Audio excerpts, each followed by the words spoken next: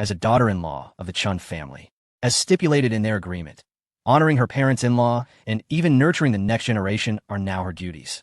Make time to take the driving test with Qing Xue, he suggests. All right. Su Xiaolan responds obediently, following Chun Zhao's directives without questioning their rationale. Qing Xue, seated in the front passenger seat, turns to her, saying, "Sister-in-law, yours is white while mine is red. If you prefer red, I can trade with you." Su Xiaolan, perplexed, asks what? Qing Xue shakes the car keys in her hand, clarifying, "The 2 sport cars behind are gifts for my brother, one for each of us." At that moment, Su Xiaolan glances down at the box she holds, contemplating whether to return it to Chen Xiao. She assumes it contains a modest gift, perhaps a necklace or earrings, and has no intention of declining. However, a supercar is a different matter entirely. Chen Xiao asserts, "Do not refuse. This is for you to practice driving. In the future, when we have children, you will need to transport them." A blush spreads across Su Xiaolan's cheeks as she retracts her outstretched hand. Indeed, this is a compelling reason that is difficult to refuse. The property Chen Xiao intends to purchase is located in Guanjing International, a scenic riverside residence. In this era, a price of 7,000 per square meter is not overly exorbitant, yet represents the ceiling of real estate prices in the provincial capital of I-City. Many had already made arrangements for the ideal layout in advance. Chen Xiao merely seeks to ascertain whether the ambience aligns with his own presence and whether it feels comfortable. Huang Banxian frequently asserts that everyone possesses an innate understanding of feng shui. One merely needs to rely on their instincts. If a space feels pleasant and illuminates the heart, it is likely to possess good feng shui. Conversely, if one feels discomfort or an unsettling chill within a place, it is highly probable that the feng shui is lacking. Therefore, before purchasing a home, Chen Xiao prefers to personally experience the atmosphere. Comfort and resonance are paramount. Su Xiaolan has invested 50,000 yuan to construct 3 brick houses for her family. She was oblivious to the cost of purchasing a home in the city and had never paid heed to such matters, believing them to be far removed from her reality. Upon arriving at the residential complex, a dedicated team of staff welcomed them, ensuring everything proceeded seamlessly. The community boasted an exquisite environment and a stylish, luxurious architectural design. A group of individuals ascended directly to the 32nd floor via the elevator. There, they encountered a duplex residence, lavishly decorated, encompassing a total of 200 square meters across 2 levels. Su Xiaolan and Chun Qingxue were utterly astonished upon entering, as both had grown up in rural settings and only entered the city for university. It was their first encounter with such grandeur and spaciousness. Through the expansive floor-to-ceiling windows, the vast expanse of Songjiang could be seen. Chen Xiao surveyed the surroundings and, after a brief assessment, felt no adverse impressions. This will do, he concluded. The sales representative's face lit up with joy. Those who qualified to view such properties were undoubtedly of considerable means. Yet, even those wealthy individuals hesitated after several viewings, not due to a lack of appreciation, but rather because the price warranted careful consideration. To their surprise, the young man finalized the deal in less than 10 minutes. Unbeknownst to them, the apartment, priced at 8.4 million, was less expensive than the car Chen Xiao had purchased on a whim. He was willing to invest this time because he intended to reside there frequently. Otherwise, he wouldn't have even inquired. The sales representative excitedly asked, "Would you like to proceed with the paperwork?" This implied the question of when the payment would be made. Chen Xiao smiled, stating, "Arrange for the handover. I will be staying here tonight." "Yes, sir." With the power of wealth, Chen Xiao's requests were swiftly accommodated. Before long, he placed the newly acquired door lock key into Su Xiaolan's hands. Luxury cars and opulent homes were all secured within a single day, leaving Su Xiaolan somewhat bewildered. Her imagination struggled to keep pace with Chen Zhao's spending. Everything about El Nexi Inn felt insurmountable to her. Yet now she sensed her understanding of Chen Xiao was still rather superficial. "I'm not accustomed to staying in hotels. I thought I would buy a house for temporary use," Chen Xiao casually remarked. Su Xiaolan responded, "An 8.4 million house, 200 square meters, for temporary use?" Noticing her bewilderment, Chen Xiao chuckled, "Come, let us grab a meal first, and we can return later to explore." Su Xiaolan froze for a moment, acutely aware of the implication behind his words regarding returning later. A blush appeared on her fair cheeks. Though she knew this day would eventually come and had mentally prepared herself, the reality sparked feelings of shyness and anxiety. "Oh, all right," she murmured, her gaze lowered. Chen Xiao smiled, recalling how his high school goddess had once held her own convictions. While some changes were evident now, he felt no surprise. After his rebirth, who among his family, friends, classmates, and even those once unrelated had not undergone transformations? Even Chen Qingxue, starting from today, would lead a life entirely distinct from her previous one. Thus, change posed no challenge for Chen Xiao, as long as everything unfolded according to his expectations. Within another five-star hotel in the Ice City, Chen Xiao found himself flanked by three beautiful girls. Chen Qingxue, while not as breathtakingly exquisite as Lin Yanran or Su Xiaolan, would undoubtedly earn compliments from elders and be hailed as a beauty by the young men, no matter where she went. Su Xiaolan was Chen Zhao's nominal girlfriend, which made Chen Qingxue particularly affectionate toward her. Lin Yanran, however, adhered to a more perfunctory role, her primary duty being to care for Chen Xiao, fully aware that her boss had numerous women in his life. Su Xiaolan was merely the boss's girlfriend in name from this locality, without any substantial relationship having developed. In Jining, the boss had several other girlfriends, each occupying a significant place in his heart. Thus, rather than exhausting herself in an effort to please so many mistresses, Lin Yanran understood the importance of prioritizing, focusing her attention solely on serving the boss. She possessed a keen sense of propriety, ensuring she neither alienated Su Xiaolan nor put Chen Xiao in an awkward position. After their meal, Chen Qingxue expressed her desire to return to school, prompting Chen Xiao to arrange for her safe passage home. Lin Yanran, on the other hand, opted to return to the hotel for some rest. This left only Chen Xiao and Su Xiaolan together, and the lively, amicable atmosphere of the dinner dissipated, giving way to a somewhat tense and ambiguous silence. Upon exiting the restaurant, Su Xiaolan settled into the rear seat of the Rolls-Royce without inquiring about Chen Zhao's destination.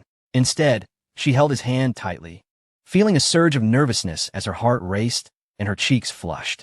Her mind became a whirlwind of chaotic thoughts, gradually impairing her ability to think clearly. Chen Xiao glanced back at her and asked, "Are you feeling hot?" Su Xiaolan nodded, softly replying, "Yes, a little." In response, Chen Xiao instructed, "Lu Gu, lower the temperature." "Understood," came a reply. The outside temperature had already plummeted to single digits. Only after old Lu adjusted the heating did Su Xiaolan feel somewhat more comfortable. Upon arriving at the residential complex, the bodyguards concluded the majority of their protective duties after ensuring Chen Zhao's safe return home. They organized the duty roster while the rest took the opportunity to rest nearby. One of the perks of being a bodyguard for Chen Xiao was the freedom to stay at any hotel, regardless of its rating, as long as it was nearby.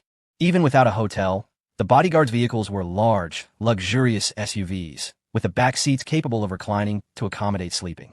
Moreover, after completing a task for a certain duration, they would receive an extended vacation, with another security team assigned to take over their duties. Inside the 200-square-foot home, the lights gleamed brightly, and the warmth was plentiful. The indoor temperature and humidity were perfectly balanced. The butler brought from the villa atop Jining Mountain greeted Chen Xiao before returning to their respective quarters with the newly hired team of housemaids. Chen Xiao and Su Xiaolan ascended to the second floor. "Let us take a shower first. Your clothes are in the wardrobe," he suggested. "Oh, all right," Su Xiaolan replied. Her face flushed as she hurried into the wardrobe. Once the door closed behind her, she let out a sigh of relief. Even now, she struggled to process the events of the day, staring blankly at the lavishly decorated wardrobe that spanned an impressive 60 to 70 square meters. Some clean clothes had long been prepared. After a while, Su Xiaolan removed her outerwear and selected a set of loungewear before stepping into the bathroom. The toiletries and cosmetics were all laid out, consisting of international luxury brands, which Su Xiaolan did not recognize, but she sensed their extravagant prices. The atmosphere was permeated with the scent of wealth. The washing area was even larger than the changing room, divided into several functional zones. The most striking feature was the 6-meter-wide, floor-to-ceiling window, where a luxurious bathtub occupied the central area of about 40 to 50 square meters. Bathing there would allow one to take in the breathtaking views of the Ice City. With some music playing and a glass of red wine in hand, it would undoubtedly evoke the enjoyment of a privileged lady from a drama series. Su Xiaolan shook her head, casting aside her chaotic thoughts, and turned on the shower. Chen Xiao stood before the floor-to-ceiling window, lost in the mesmerizing nightscape. His memories of this city were of 2 yuan bus rides, a cramped 20-square-meter bunk bed, pedestrian streets where he merely window-shopped, and long-distance buses with affordable milk tea. He had never imagined that one day he would stand at the pinnacle of this city, looking down upon everything. Before long, Su Xiaolan emerged, clad in silk pajamas, her face adorned with a shy expression. Chen Xiao also took a shower, and upon his exit, he found Su Xiaolan lying on the bed, covered with a blanket, with only her head peeking out. Chen Xiao smiled gently and joined her from the other side. He could sense her nervousness. When his hand brushed against her arm, he distinctly felt her delicate body tremble. "Don't be nervous," he said, but his words only seemed to heighten her anxiety. This was Chen Xiao's first experience of such intimacy, and it felt markedly different from others. Lying next to the goddess of his high school dreams stirred a sense of excitement within him. However, maintaining this polite distance was not a viable option. Chen Xiao directly wrapped his arm around her, drawing her into his embrace. Su Xiaolan did not resist, curling up in his arms like a timid little rabbit. Such a tense experience could not be pleasant. Chen Xiao gently caressed her back, engaging in casual conversation. "Is everything well at home?" "Yeah, aside from my father, everything is quite good. Thank you," she replied. He was aware that Su Xiaolan's father was addicted to gambling, a habit not easily broken after decades. "Did you give him any money?" Su Xiaolan shook her head. "I've saved it all in a fixed deposit, leaving only a small amount for school and expenses. He doesn't know that I still have money after finishing the house." Chen Xiao chuckled, playfully tapping her nose. "You're quite clever. That's the right approach. A gambler can lose everything, no matter how much they have." Su Xiaolan sai sopti. Chen Xiao reassured her, "Don't worry, I'll talk to him sometime. I'm sure I can help him quit gambling." Su Xiaolan gazed at him with her clear eyes, filled with anticipation. "Really? I've heard that it's very difficult for gamblers to change." Chen Xiao smiled. "Rest assured, leave it to me. I excel at tackling all sorts of troublesome issues." "Okay," Su Xiaolan replied, her eyes brimming with gratitude. Chen Xiao could feel her relax considerably, her body growing warmer. The room was as cozy as spring, filled with a fragrant aroma, reminiscent of blooming flowers. Outside, the world had succumbed to a bitter chill. The temperature plummeted below zero during the night. As a tempest brewed in the sky, the fierce winds swept through the landscape with reckless abandon, and soon, delicate snowflakes began to descend, blanketing the earth in a pristine layer of white. The first snow, untouched by any blemish, radiated an ethereal purity, compelling the late-night wanderers to tread lightly. Yet, with the necessity of returning home, he could only navigate the snowy terrain with careful steps, leaving distinct imprints behind. After some time traversing the snow, acclimatizing to the wintry environment, the wanderer found his pace quickening, eventually breaking into a joyous sprint across the snowy expanse. The crisp sound of footsteps crunching through the snow was a melodious delight, intoxicating in its charm.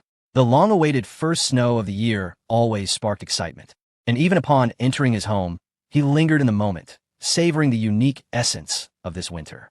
In the north, such wonders abound. Outside, the air was frigid, yet within the house, warmth enveloped him, prompting Chen Xiao to wipe the perspiration from his brow and retreat to the bathroom for a refreshing shower. The villa boasted a temperature of a comfortable 30 degrees, and the spirit of joy coursed through him, causing him to hum a cheerful tune. Su Xiaolan had already drifted into slumber. Chen Xiao poured himself a glass of red wine and reclined in the expansive bathtub, gazing at the star-studded sky and the luminous moon. Today, he had taken no precautions. Should an incident occur, it would provide his mother with an explanation, surely leaving her astonished. The following morning, Chen Xiao awoke first, finding his beloved still in sweet repose. Her exquisite features and long, lovely lashes captivated him for a moment, and he pressed a gentle kiss upon her lips before quietly rising. The gym awaited him downstairs, where the servants were already preparing breakfast. "Good morning, Mr. Chen." "Good morning to you all," he greeted before heading to the gym. Bathed in the warm glow of the rising sun, it was yet another splendid day. After an hour of rigorous exercise, Chen Xiao emerged, glistening with sweat, and wiped his brow with a towel draped around his neck before returning to the bedroom. Su Xiaolan had awakened, and upon seeing the invigorated Chen Xiao, her cheeks flushed with warmth, her heart racing. Yet, her body felt somewhat weakened. "Still in need of time to heal. Let us get up. I'll wash up so we can have breakfast together." Su Xiaolan replied, carefully rising to dress as Chen Xiao entered the bathroom, moving cautiously to the dressing room. Chapter 303. The Art of Tending to Cabbage Basking in the Radiant Sunlight. Chen Xiao indulged in a sumptuous breakfast, served by a cadre of attentive servants. He had long grown accustomed to such a lifestyle, while it was Su Xiaolan's first experience of this nature, leaving her feeling somewhat uneasy. Usually, she was accustomed to doing everything herself, yet here, she needed only to open her mouth as everything was prepared for her. Observing Su Xiaolan's discomfort, Chen Xiao smiled and encouraged, "Eat quickly. We'll be heading home soon." "Huh? Home? I haven't requested leave," she stammered. "It's all arranged," he assured her. "Oh hat, Su Xiaolan deeply obedini." Chen Xiao sensed that Su Xiaolan was somewhat different today compared to her usual self. However, he could not quite pinpoint the exact difference at first. It was only after their meal that he suddenly realized the change in her gaze directed towards him, which now held a touch more tenderness than before. In the underground parking lot of Guanjing International, the real estate company had allocated a row of exclusive parking spaces for Chen Xiao. Once inside the car, he removed his down jacket, and Su Xiaolan gently folded it and placed it aside. Outside, the temperature had plummeted below zero, yet the interior of the vehicle remained as warm as spring. The early winter frost blanketed the earth.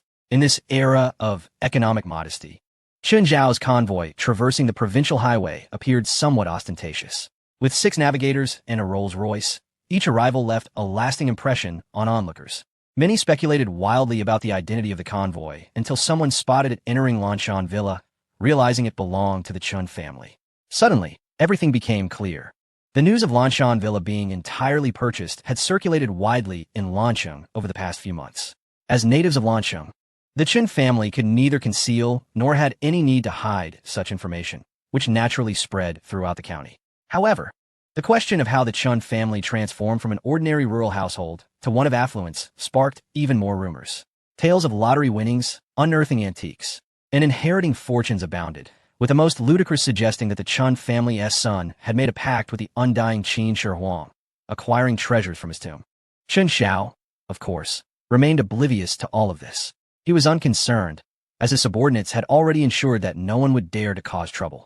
The Lanshan training base housed 800 Black Shield security personnel who trained there when not on assignment. Upon Chen Zhao's sudden return home, Wang Li did not reproach him. Rather, she was genuinely delighted. Over the past 2 months, she had gradually adapted to this new way of life, her perspective shifting significantly. In the past, if Chen Xiao had returned home before his holiday, she would have probed into the reasons behind it.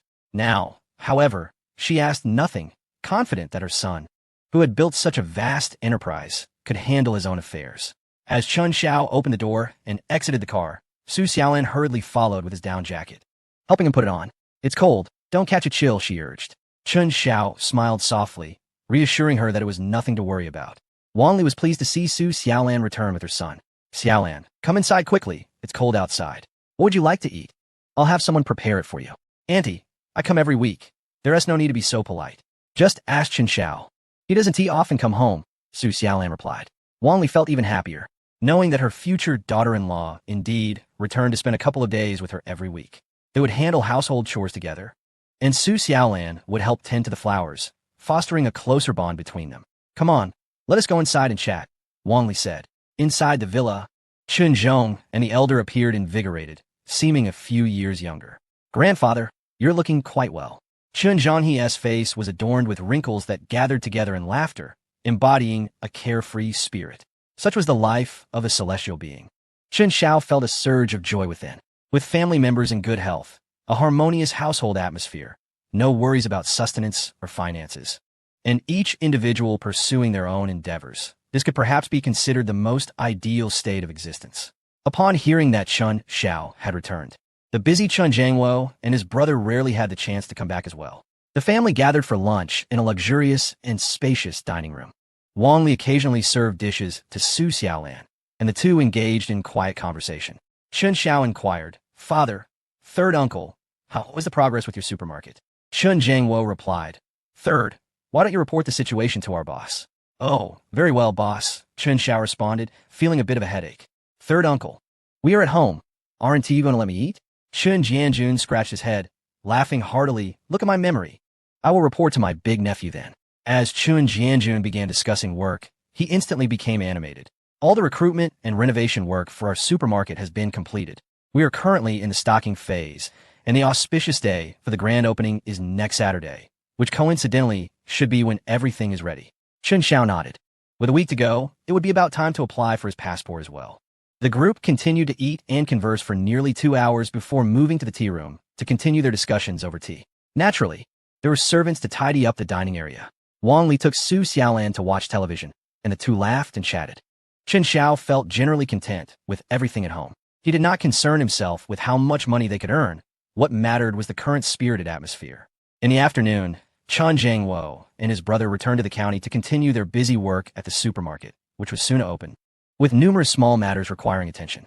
Chen Xiao, feeling a bit bored, lay on the spacious sofa in the media room, resting his head on Su Xiaolan's lap while watching a film. Su Xiaolan fed him sunflower seeds, one by one. Halfway through the movie, her phone suddenly rang. Su Xiaolan answered casually, only to hear a woman's anxious voice on the other end. Xiaolan, your father has gambled away all the money at home again. Mother, don't panic. How much is it? 2,000 yuan. He took it all. Su Xiaolan sighed. I'll transfer you some more later. Don't withdraw it. After chatting for a while longer, they hung up. Noticing her downcast mood, Chen Xiao asked, your father has gambled again? Su Xiaolan nodded fondly. On one hand, there was a life of luxury and an increasingly elevated status in her husband's family. On the other hand, there was her somewhat disgraceful father, whose actions always made her feel a wave of inferiority wash over her. Chen Xiao smiled gently. It's all right. Tomorrow we'll visit your home, and I'll sort it out for you. Can you really? Trust me. All right. That evening, under Wang Li's eager gaze, Chen Xiao took Su Xiaolan by the hand and ascended to the third floor. Wang Li immediately displayed a look of contentment, her expression clearly reflecting the sentiment that the pig raised at home had finally learned to dig for cabbage. Chapter 304. No one dares to break the agreement when Chen Xiao was not around. Whenever Su Xiaolan visited, although she felt unable to refuse, Wang Li would insist on arranging for her to stay on the third floor. Thus, Su Xiaolan was no stranger to this place. Yesterday, she had completed what needed to be done with Chen Xiao. At this moment, she felt less restrained than when in Ice City. However, the remnants of her recent injury made her apprehensive when meeting Chen Zhao's eager gaze. Yet, in the end, she did not refuse. With Chen Zhao's experience, she was certain he would not disappoint her, and she felt no discomfort. The following morning, as Chen Xiao led Su Xiaolan down from the upper floor, Wang Li had already arranged for someone to prepare a bowl of longan and lotus seed soup.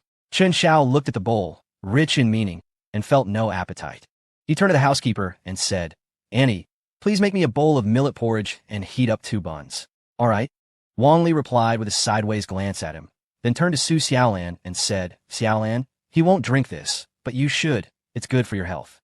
Su Xiaolan blushed, her delicate hands accepting the bowl, and she responded with a soft emma. After breakfast, before leaving, Chen Xiao instructed Mom, please help me unpack those boxes of Mao Tai in a basement and pour them into plastic barrels. I'll need them later. Wang Li, thinking he intended to send something to a sensitive individual, did not ask further and instructed the servants to comply. Chen Xiao took Su Xiaolan by car to the county. Over the past few months, the little town had seen no changes. Passing by Chen Jiangwo's Yonghui supermarket, he observed the hustle and bustle within. Gazing at this avant-garde commercial complex, Chen Xiao could envision how bustling it would become upon its opening. The car did not stop. It drove directly to the entrance of the mall. Chen Xiao intended to buy some clothes for Su Xiaolan's sister and brother. However, as soon as he stepped out of the car, he encountered a familiar face, Wang Songju, who had previously pursued Su Xiaolan. Chen Xiao regarded him for a brief moment, but Wang Songju instantly averted his gaze, lowering his head and stammering, Chen, brother Chen. It was evident he had heard plenty of rumors about the Chen family during this time. The formidable bodyguards from the Black Shield Security Company made him feel like he and Chen Xiao were worlds apart. Seeking trouble would only bring misfortune upon himself. Chen Xiao nodded slightly and murmured in response, then took Su Xiaolan into the mall. Under the watchful eyes of the bodyguards, Wang Songju dared not linger. He quickly left. Head down. Upon returning home, the more he reflected, the more uneasy he felt. Ultimately, he took out his phone and dialed, Hello, brother you? Are you still looking for people? I want to develop elsewhere. In truth, Chen Xiao had never considered him a significant matter. Yet, Wang Songju could not shake off his concerns, for Chen Xiao's influence in Lonjian County was formidable. The county's mall did not offer particularly fine clothing, but for the village children, it was more than sufficient. Chen Xiao bought numerous items, and it was only after Su Xiaolan had dissuaded him for the 3rd time that he finally ceased. Then the group set off northward. The journey lasted merely an hour. As the convoy entered the village where Su Xiaolan resided, it attracted nearly half the villagers to come and watch, for they had never seen such vehicles. Among the most knowledgeable in the village, only 6 Lincolns could be recognized, yet the specific models and prices remained a mystery to them. As for the Rolls-Royce, Those who had seen only a few foreign films were naturally unaware of its identity. Su Xiaolan's mother hurriedly emerged to welcome her children. Upon seeing Chun Xiao, a wave of nerves washed over her. Her inherent feelings of inferiority left her at a loss for words. "Hello, Annie," Chun Xiao initiated, extending a gift. "I came in haste and did not procure anything appropriate. I hope you won't take offense." Su's mother quickly responded, "You are too kind. Just coming is enough. There is no need for gifts. Please come inside." With a polite smile, Chun Xiao entered the courtyard. Su Xiaolan's two younger sisters appeared even more bashful, while her brother, bolder than the rest, stared at Chun Xiao with wide eyes. "Did you buy me a toy, Gidge?" Chun Xiao paused, having indeed forgotten about the little one. "I bought it for you," Su Xiaolan chimed in, retrieving a workbook. The child's expression immediately soured. "You're lying. I want to play with Gidge. I want to do my homework. I want to go to the shop." Chun Xiao chuckled. "All right, I'll take you." Su Xiaolan took down a willow branch from the cabinet.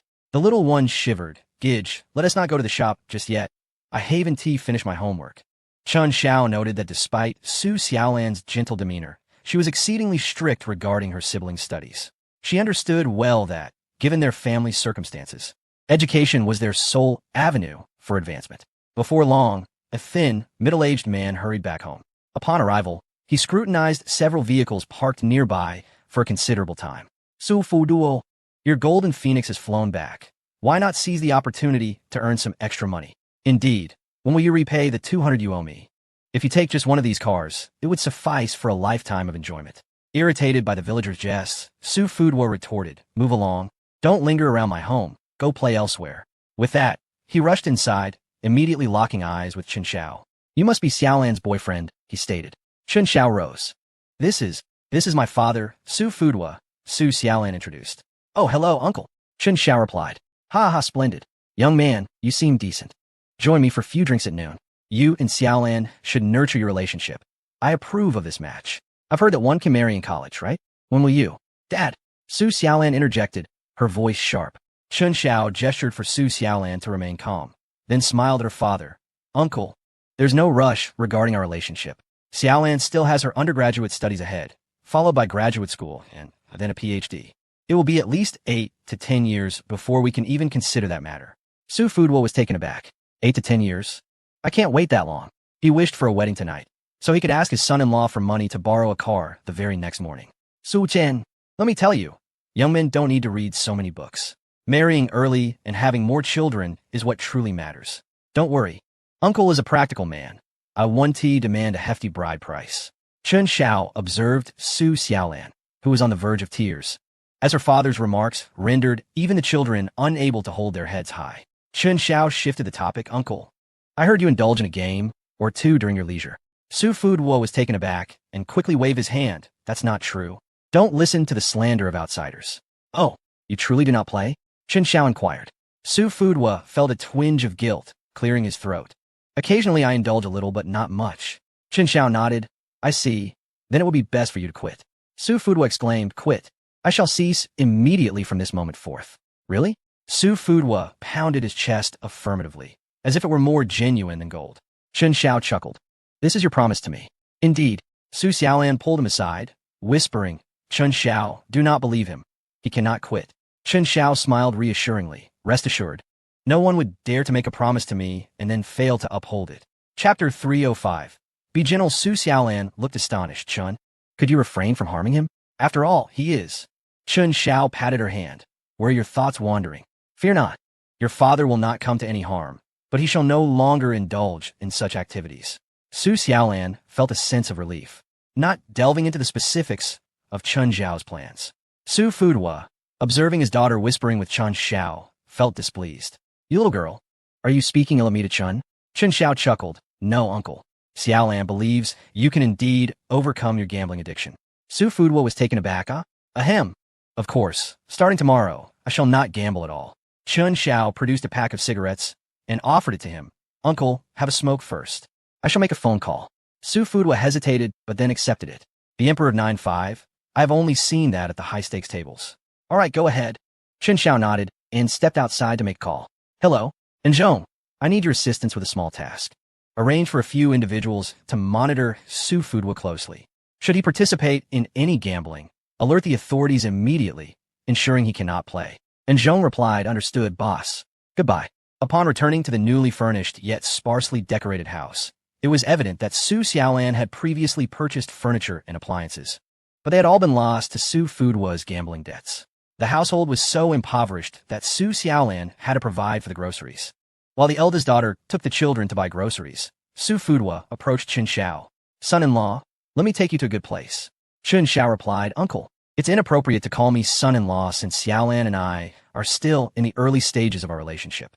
Oh, it's fitting, a matter of time, Su Fudua insisted.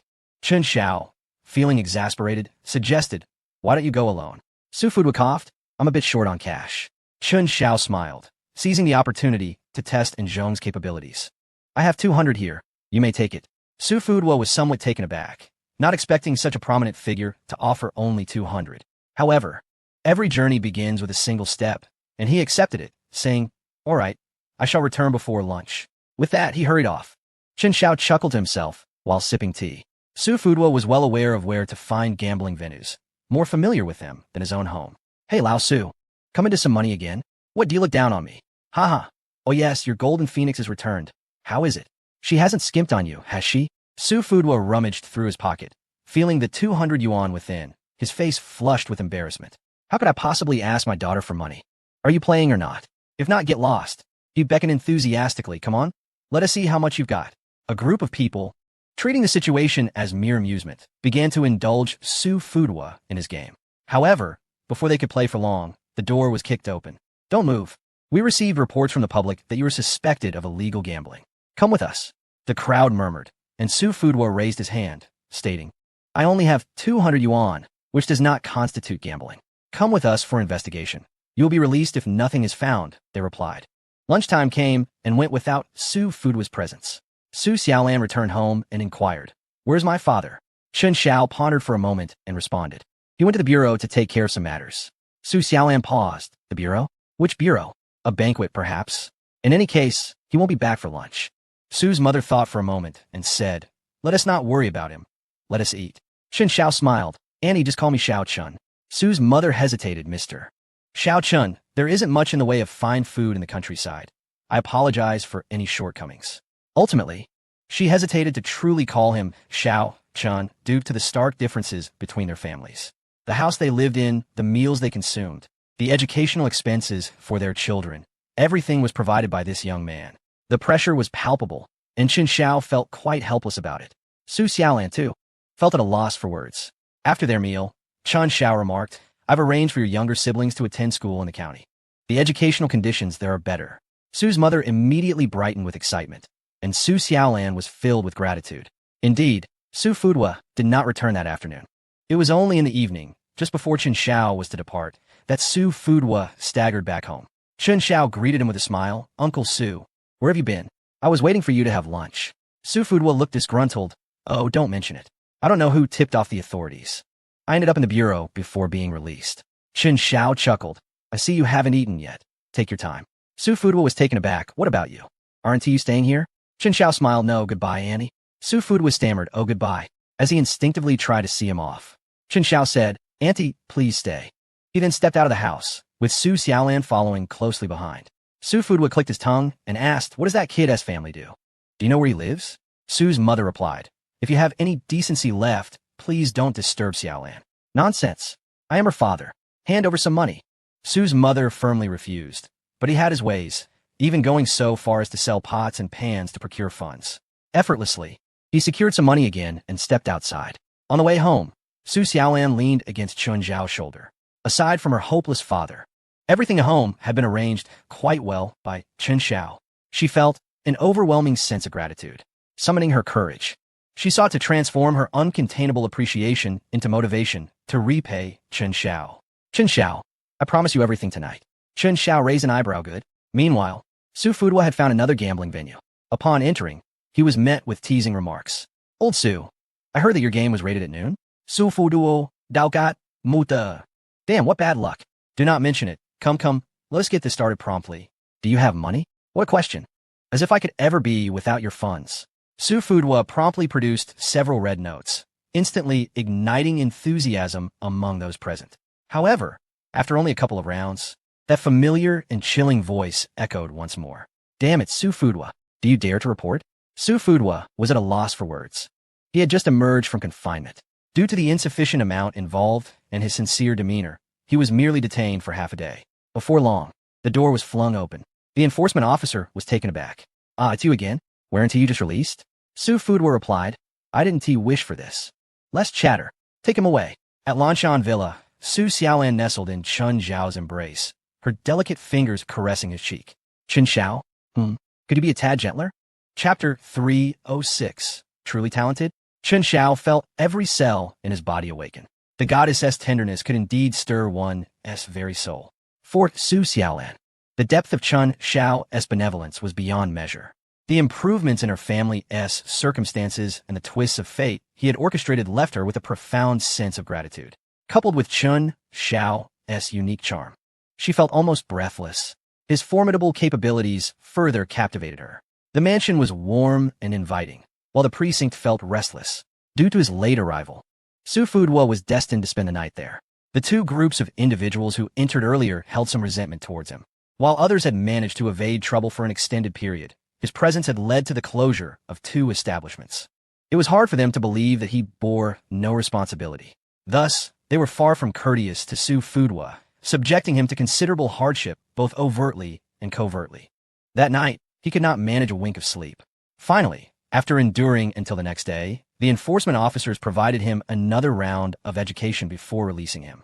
Su Fudwa, having been involved in a minor case, was freed swiftly, but those with larger sums at stake found themselves in dire straits. Naturally, when these unfortunate events unfolded, the blame fell squarely on Su Fudwa. Although he did not perceive any connection, he felt a gnawing anxiety. Those who frequented such places were not to be trifled with, and if they sought to vent their frustrations on him, after some contemplation, he resolved that it was prudent to avoid his own village for the time being. Without even returning home, he headed straight to another village 10 miles away. The following morning, after struggling to secure some money to satisfy his hunger, Su Fudwa found himself without a destination and settled for a venue to observe the happenings. Yet, it was not long before he heard that familiar voice again. Damn it! Su Fudwa felt a surge of frustration. Who had he offended to invoke such relentless misfortune? The enforcement officers were bewildered. Had they not known him, they might have suspected he was an undercover agent. Why was it that wherever a venue was reported, he was always present? Su Fudwa, why are you everywhere? The collective gaze of the crowd fixed upon him. Su Fudwa hurriedly waved his hands, exclaiming, No, it's a misunderstanding. I am merely here to observe. It has nothing to do with me. Less chatter. All of you take him away. Su Fudwa, mother. At the station, Su Fudwa once again entered that room from yesterday. Ah, did you not leave? How come you're back? The first two groups looked utterly bewildered. Su Fudwa was at a loss for words. A villager from a neighboring village inquired. What? He came in with you? Indeed, this rascal is always present when trouble arises. Both our venues have been shut down. Upon hearing this, the villager realized he was the third victim. It would indeed be strange if there were no supernatural elements at play. Damn it. Could it be that this young man brought misfortune upon us? My venue had been trouble-free for 2 years, but within 5 minutes of his arrival, it was raided. The crowd's suspicions crystallized. My goodness, it must be him. Su Fudwa exclaimed, Brothers, it truly has nothing to do with me. He explained in a state of panic. Yet, even if he were to sprout 100 mouths, he could not clarify the situation. Old grievances and new enmities converged for a reckoning. The scene was nothing short of tragic. After Su Fudwa was released once more, his body bore unseen injuries, causing him to grimace in pain. The early winter air had turned chilly, yet no temperature could match the coldness in his heart. As he wandered through the desolate fields, Su Fudwa shouted in frustration, venting his inner turmoil. Initially contemplating seeking amusement elsewhere, he ultimately decided against it, recalling his previous experiences where his mere presence summoned law enforcement. Dejected, he returned home, surprisingly subdued for several days. Chen Xiao, feeling idle, took Shijun and Su Xiaolan back to their hometown. Their visit was not for socializing, but to pay a visit to Huangbanzian. The road leading to the back mountain had transformed from a narrow path into a dual carriageway. In this neglected village, a dedicated road to the back mountain sparked various speculations. Some believed that the Chun family scion had received true teachings from the sage and had struck it rich in the city, while others speculated about ancient tombs in the back mountain bringing fortune to the Chun family. After the road was completed, many flocked to visit Huangbanzian, prompting him to close the mountain gate in annoyance, refusing all visitors. The vehicle reached the foot of the mountain. Jun effortlessly carried a 50-kilogram plastic barrel filled with Maotai, traversing the mountain path with ease. Chen Xiao, being physically active, found the hike manageable, whereas Su Xiaolan struggled, gasping for breath, and required Chen Xiao's support. Upon reaching the mountain summit, they were utterly exhausted. The peak of the back mountain had undergone significant changes. Not only was electrified, but it also had phone service and running water. All buildings had been renovated, with tall walls and surveillance cameras covering every angle. Master, I have returned to see you. Shortly thereafter, the gates swung open. Huang Banzian appeared unchanged, appraising the trio before his gaze settled on the barrel of wine in Jun's hands. Coming quickly, Chen Xiao asked Sage, did you miss me? Huang Banzian shot him a glance. What do you miss? Where's the manual? Return it to me. Chen Xiao was taken aback. How did you know I memorized it all? Huang Banzian replied with an air of composure. Just by looking at this girl's expression, I can tell how much of your abilities you possess. Chen Xiao, this is ridiculous. Su Xiaolan first greeted politely, then curiously inquired, what kind of skill? Chen Xiao felt a wave of embarrassment, replying, it's nothing. Don't listen to his nonsense. The half-immortal, uninterested in his words, had already opened the lid of the plastic bucket, inhaling the aroma with an expression of sheer delight. This smells just like the wine from that glass bottle last time. Chen Xiao remarked, ah yes, you said I was trying to deceive you with the glass bottle. This time it's bulk wine. The half-immortal appeared quite pleased, nodding. Now, this is more like it.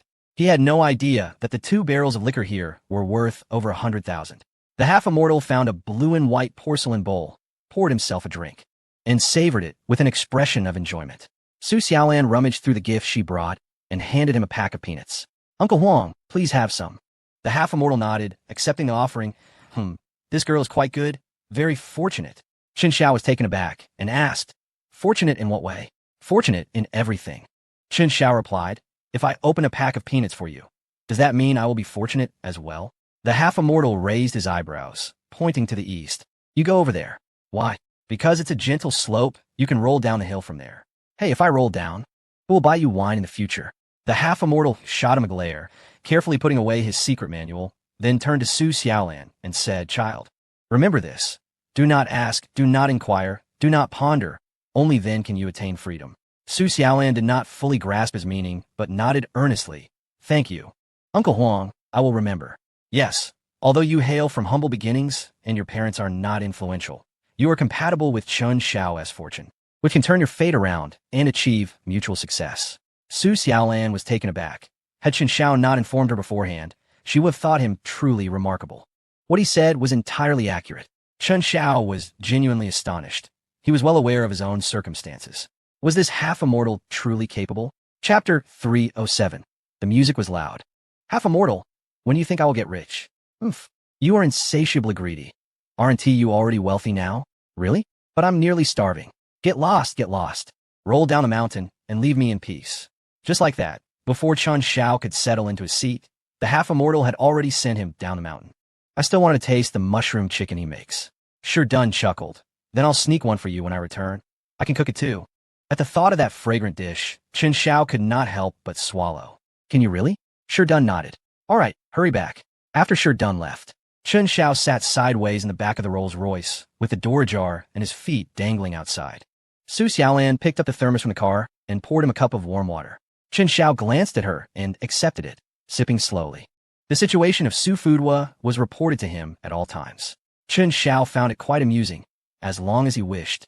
His life would never have peace at the gaming table. Xiao Lan, the school arrangements are ready. Let your younger siblings come to the city for their education. Huh? Are they coming now? Chen Xiao reassured her. Don't worry, housing is arranged. It's near the school, and 1 tea costs much. In an ordinary neighborhood, merely a few tens of thousands. Not even as expensive as a bottle of wine that Chen Xiao would drink. Oh, thank you, he said, waving his hand. I'll send someone to pick you up. MHM, Su Xiaolan replied, her head bowed. Before long, Dun returned, carrying 2 restless roosters, his clothes marked with several distinct footprints. Upon seeing the size, Chen Xiao immediately recognized them as belonging to Huang Banzian. Did you get beaten? Dun chuckled. It's nothing. Chen Xiao was at a loss for words, quickly criticizing Huang Banzian for being stingy. I've thrown over 10 million into his mountain behind. Yet he is unwilling to spare 2 chickens. Sure done, grinning, listen to Chen Xiao grumble about his master without offense. After all, since childhood, Chen Xiao had undoubtedly cursed Huang Banzian countless times behind his back. Every sneeze of Huang Banzian was owed to Chen Xiao's efforts. Of course, only Chen Xiao had the liberty to scold his master in front of Sherdun. Anyone else daring to do so would at the very least face a beating. Or worse, be severely injured. Toss the chickens in the trunk. Let us go. Hey. Thus, the trunk of the Rolls-Royce, which required at least 2,000 for a thorough cleaning, would undoubtedly be stained with chicken droppings. Chen Xiao naturally did not mind. As long as he was happy, the money was irrelevant. Upon returning to the county, he found that Su Xiaolan's siblings had already been picked up by the bodyguards to their new residence. To Chen Xiao's surprise, Su's mother did not come, only the 3 children. Is the mother showing trust in me, or is she simply heartless? Su Xiaolan explained. Mom just called, saying she was afraid Dad would come, so she stayed in the village. Chen Xiao was taken aback. It was indeed for this reason. Dinner would be prepared by others. Chen Xiao gazed at Su Xiaolan, who was diligently helping her younger siblings with their homework at the long table, and found himself lost in thought. Once upon a time, in those youthful years, he had often envisioned similar scenes. A man striving outside while a woman managed the household and educated the children. Su Xiaolan was gentle in nature, yet principled. Particularly, Su Lixing held a great fear of his elder sister, for if he failed to complete his studies, the usually mild-mannered sister would truly use willow branches to strike his backside. Although it would cause injury, it was particularly painful when struck there. Thus, with Su Xiaolan present, none dared to be distracted during study time, and their grades remained commendable.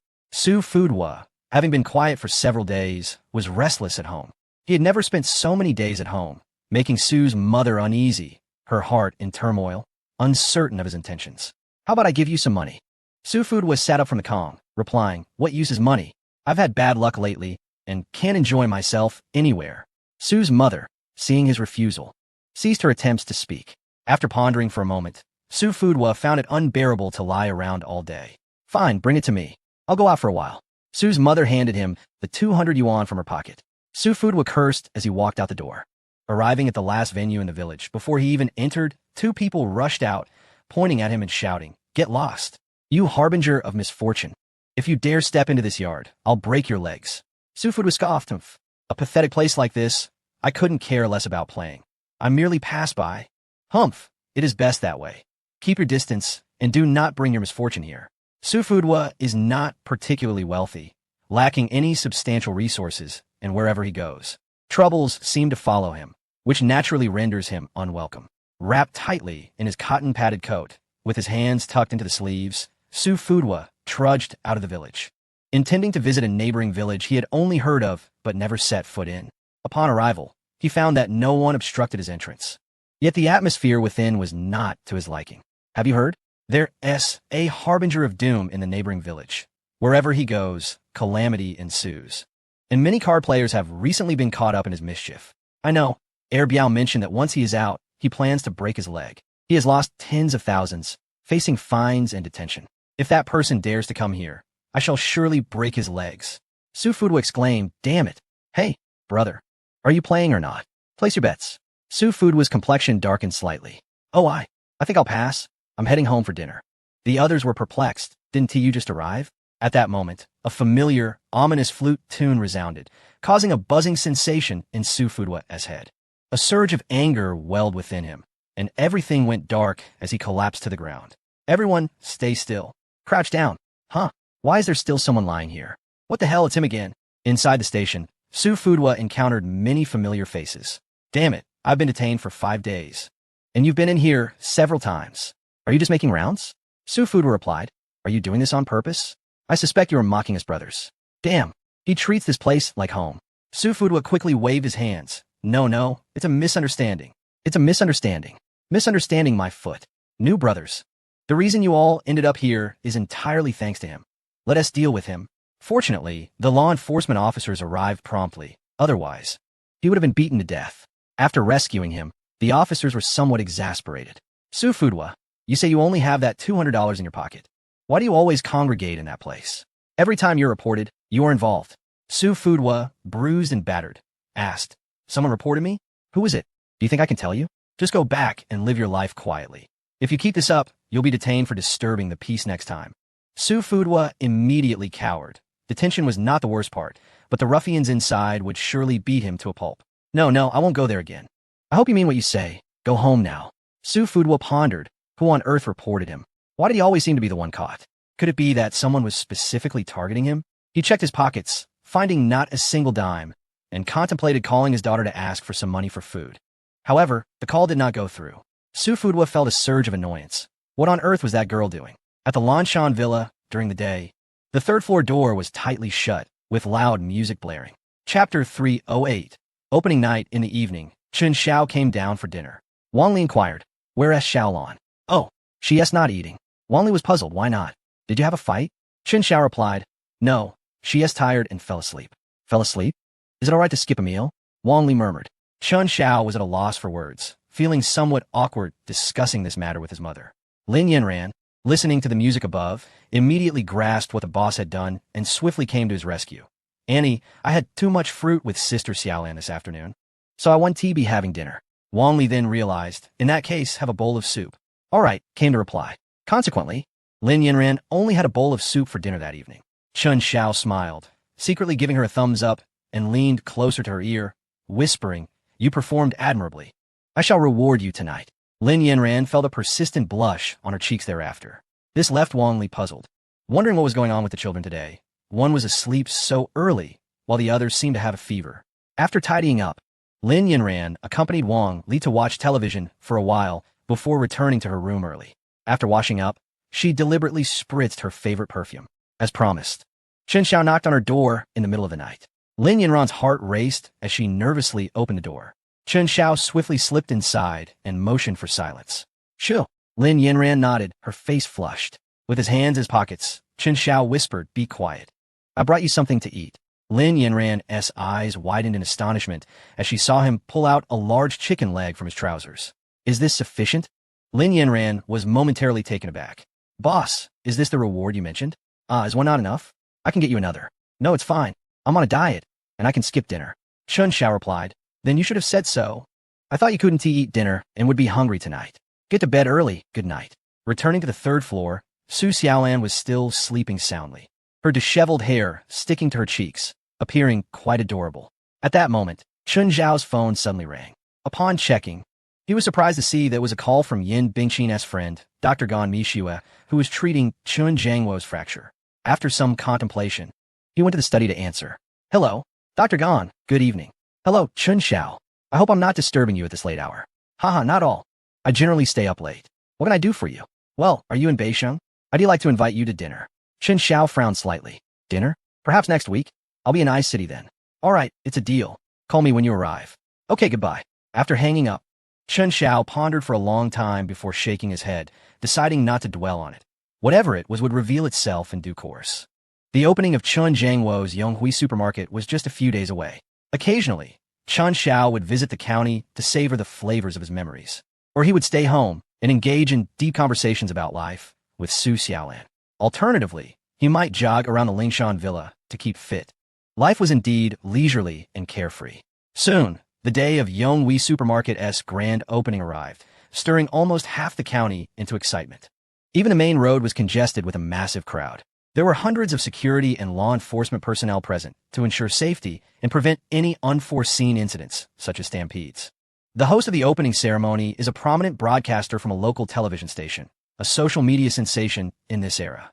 Seated below are distinguished figures from all walks of life in Lan County. In anticipation of the grand opening, Chen Xiao has deliberately purchased a well-located residence across from Yonghui Supermarket. In contrast to the frigid temperatures outside, the room is comfortably warm. Chen Xiao sits in a chair, munching on sunflower seeds, while Lin Yanran has prepared fragrant tea beside him. Su Xiaolan is busy slicing fruit. Chen Xiao smokes leisurely, observing Chen Jiangwo and a crowd of people braving the cold outside. However, the brothers Chen Jiangwo and Chen Jianjun show no signs of discomfort from the chill. After months of hard work, their supermarket is finally ready to open, marking a